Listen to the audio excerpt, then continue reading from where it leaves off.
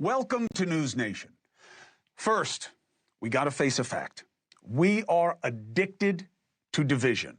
You have to view everything happening in our politics through that lens.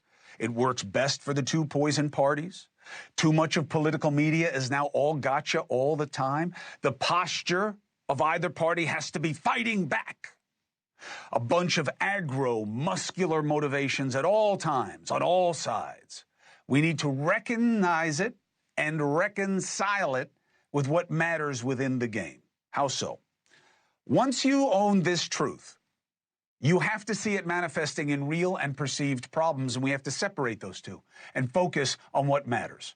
I am way more worried about what is fiction than what is fact. Now, that sounds counterintuitive, but stay with us. Technology is working against us in ways that we must own and oppose. And I'm not just talking about social media. I'm a lot more worried about what I'm going to discuss with you than social media. And that's saying something because I think it's the devil. Everyone is figuring out what AI is going to mean for society. Right now in our politics, it is an unmitigated evil. Too many consultants are using to come up with messaging and understanding of society. And I don't know this just as a reporter. I know this from somebody who's intimately involved with what's happening in our politics and campaigns. And AI should not be replacing meeting and living shared experiences with constituents. But that is a philosophical dilemma. We'll put it to the side. There's another practical one that's a doozy: deepfake media. We are about to be overwhelmed, and I don't know what the answer is. But I do know we are kidding ourselves by ignoring this reality. You remember the Biden robocall urging New Hampshire voters to not vote in the primary since he wasn't on the ballot? It's important that you save your vote for the November election. Voting this Tuesday only enables the Republicans in their quest to elect Donald Trump again. I mean, I've known the guy a long time. Sounds like him. Fake, but effective. Biden's team denied. Didn't really matter. Authorities say this was likely the first time AI was used to interfere in an election, but it ain't the last. It's happening right now. I interviewed the magician who literally is a magician who created the Biden recording. He says he was duped into making it. Whatever. The fakes were suddenly everywhere. You see the ads for me pitching long COVID remedies? It looks like me. It sounds like me. It isn't me. It isn't me. I have nothing to do with it. A lie makes its way halfway around the world before the truth gets its pants on in the morning. That is more true than ever. Social media has that in hyperdrive. No matter how purposefully, no matter how completely you debunk, you can't unring the bell more than ever. And we see the denial as maybe a fake as well. That Biden clip was used again and again well after those using it knew it was fake. We should have jumped on it then. Now it's worse. Last month, Don Jr. saying allegedly on his podcast that he supports Russia more than Ukraine. Listen to how good it sounds. I honestly can't imagine anyone in their right mind picking Ukraine as an ally when Russia is the other option. Honestly, if anything, the U.S. should have been sending weapons to Russia. I mean, just think about it. Massive nuclear power loaded with natural resources everyone needs, literally the biggest country on the planet. Now, you want to know the difference between the pod people and legit media? And they can piss on us all they want. They just want the market share. They want you to not believe anything but their hot takes. They were running with it all day. NewsNation is different. I say, I can't believe he said this. You know what my producer says? Me either. We got to check it. We have the resources. We have the time. We have the acumen. He checks it. It's not true. Don Jr. and his team comes out immediately. They say it's AI. Nobody wants to believe it on social media. It sounds too good. My producer listens to the entire podcast to confirm it never happens in it. As vexing as proving the falsity of the clip was dealing with people on the other side who didn't want it corrected and saw me somehow as being supportive of Trump Jr. The man trash talks me ad nauseum. But that doesn't change the job of giving you cleared eye analysis. I don't get to treat people the way they treat me professionally. Personally is my choice. Professionally, I got to do the job.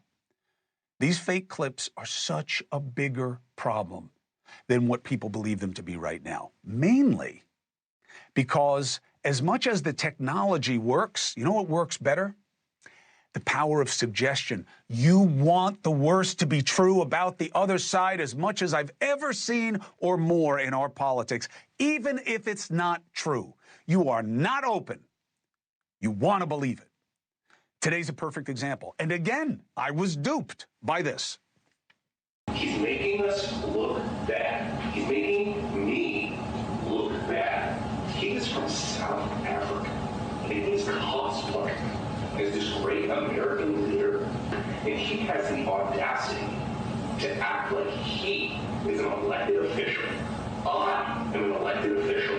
I am the important one in this situation, not him. So if he wants to tank the economy and his cars, maybe that's what he deserves. Now, here's how crazy it is. I was wrong for thinking it was real and wanting to do it as an expose tonight.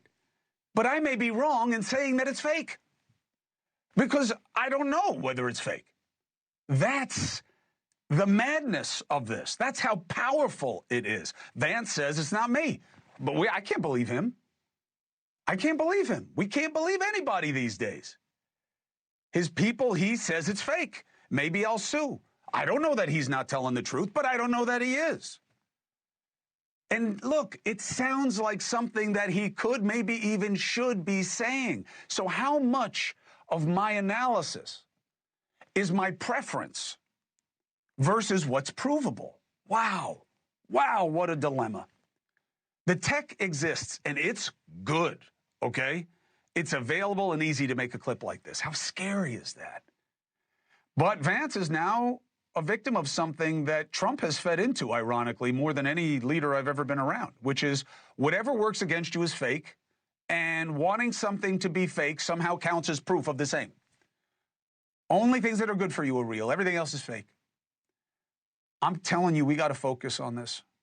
This is an emerging field of fugazi where we're not going to be able to tell, and you're not going to want to believe the people who tell you that it's not true. I think Congress should make what we are witnessing a crime, a federal crime, not just a civil defamation, not just civil fraud, a crime. Why? If you don't punish the hell out of somebody and invest in the software and capabilities and training to decode when somebody has made something, I don't know what we're going to do. Somebody soon is going to make something that seems so real, it's going to be so convincing of something so terrible, and it's going to be fake. We are in a place right now where people are way too susceptible to suggestion about the other side. Too many think the worst. In fact, even if they don't think it, they want it to be true. That's the key. And you're getting fed it all the time. Why do you think AOC and Bernie are out there saying all kinds of belligerent things? That's not democratic dogma at its best.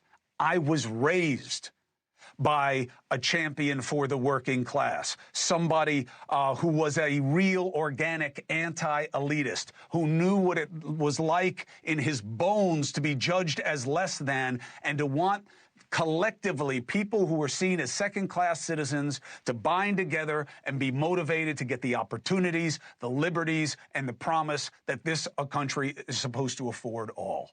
Don't tell me I don't know what that party is. I'm telling you, this ain't it. They're talking to people like they were orcs, like they were some mindless animals that only know how to process rage.